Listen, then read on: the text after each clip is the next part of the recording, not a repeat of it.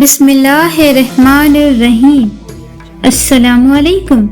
حضرت سعد بن ابی وقاص رضی اللہ تعالی عنہ فرماتے ہیں کہ حضرت عمر فاروق رضی اللہ تعالی عنہ نے حضور نبی کریم صلی اللہ علیہ وسلم سے اندر آنے کی اجازت طلب کی، اور اس وقت آپ صلی اللہ علیہ وسلم کے پاس قریش کی کچھ عورتیں خوب اونچی آواز سے گفتگو کر رہی تھیں۔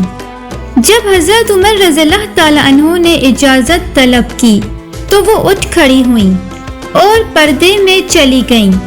اس پر حضور نبی کریم صلی اللہ علیہ وسلم مسکرانے لگے۔ حضرت عمر رضی اللہ تعالی عنہ عرض گزار ہوئے، یا رسول اللہ صلی اللہ علیہ وسلم، اللہ تعالیٰ آپ کے دندان مبارک کو تبسم ریز رکھے۔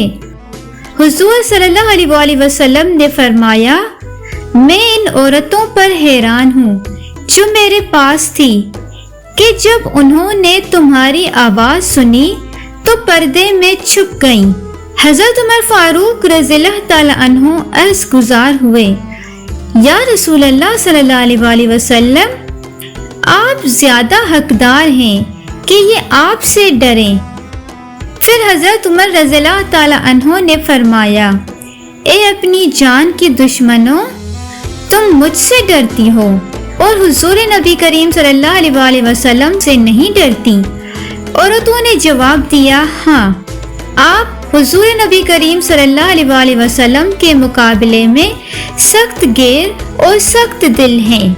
پھر حضور صلی اللہ علیہ وسلم نے فرمایا، اے عمر، اس بات کو چھوڑو، قسم ہے اس ذات کی جس کے قبضہ قدرت میں میری جان ہے، جب شیطان تمہیں کسی راستے پر چلتے ہوئے دیکھتا ہے تو تمہارے راستے کو چھوڑ کر دوسرا راستہ اختیار کر لیتا ہے۔ یہ حدیث متفق علیہ ہے۔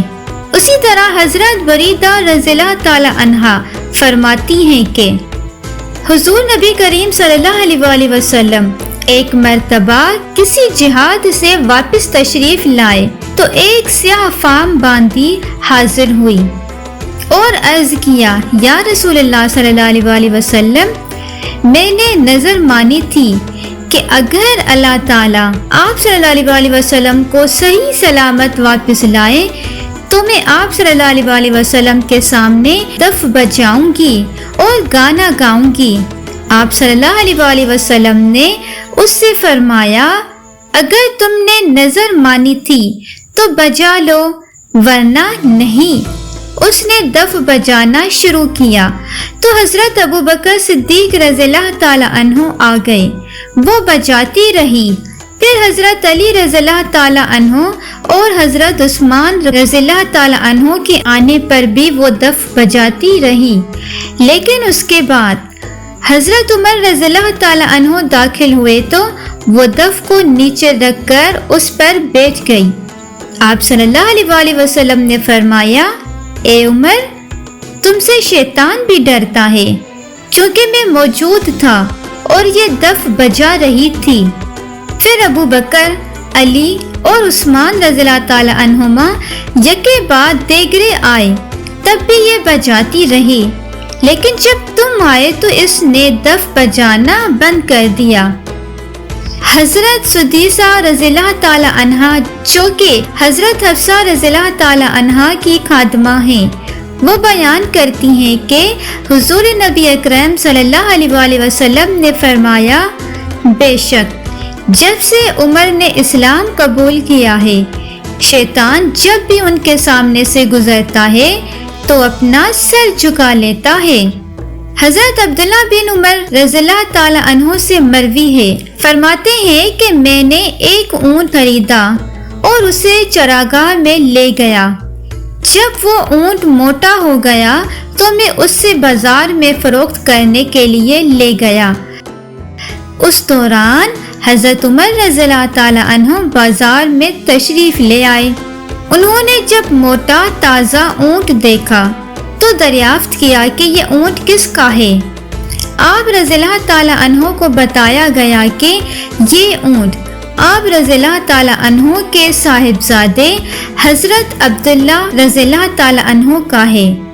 آپ رضی اللہ تعالی عنہ نے میرا نام سن کر فرمایا، واہ واہ، عبداللہ کے کہنے وہ تو امیر المومنین کا بیٹا ہے۔ حضرت عبداللہ بن عمر رضی اللہ تعالی عنہ فرماتے ہیں، اس دوران میں بھاگتا ہوا آپ رضی اللہ تعالی عنہ کے پاس پہنچا۔ آپ رضی اللہ تعالی عنہ نے مجھ سے دریافت کیا کہ یہ اونٹ کیسا ہے؟ میں نے عرض کیا کہ میں نے اونٹ خریدا اور اسے چراگاہ میں چھوڑ دیا۔ جب وہ صحت مند ہو گیا تو میں اسے فروخت کرنے کے لیے بازار میں لے آیا۔ حضرت عمر فاروق رضی اللہ تعالی عنہ نے فرمایا، تم نے اونٹ کو چراگاہ میں چھوڑ دیا اور لوگوں نے اس ڈر سے اس کا خیال رکھا کہ یہ امیر المومنین کے بیٹے کا اونٹ ہے، اس کا خیال رکھو۔ اب تم اس اونٹ کو فروخت کرنے کے بعد اپنی اصل رقم خود رکھو اور باقی رقم بیت المال میں جمع کرواؤ۔